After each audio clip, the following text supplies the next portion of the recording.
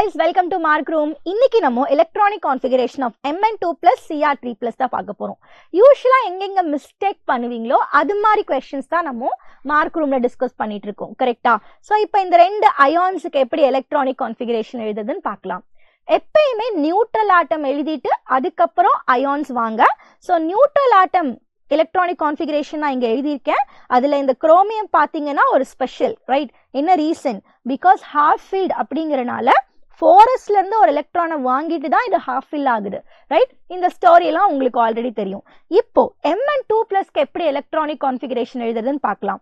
எப்பயுமே இந்த 2 electrons 2 plus அப்படின்னா என்ன அர்த்தம்? 2 எலக்ட்ரான் அங்க வெளியில போகுது.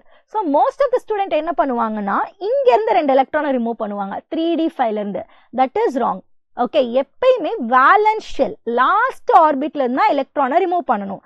அப்போ this is first orbit, second orbit, third and fourth ஆர்பிட்ல 4s2 எலக்ட்ரான் இருக்கு. அப்ப அந்த 4s2 எலக்ட்ரானை தான் நம்ம என்ன பண்ணணும்? we have to remove it.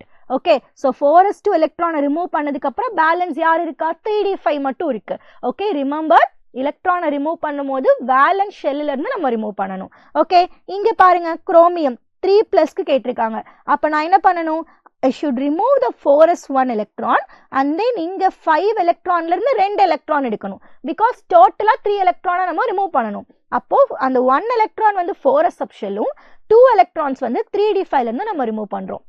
Okay, that's all. அப்ப electronic configuration of Mn2 plus Cr3 plus is clear.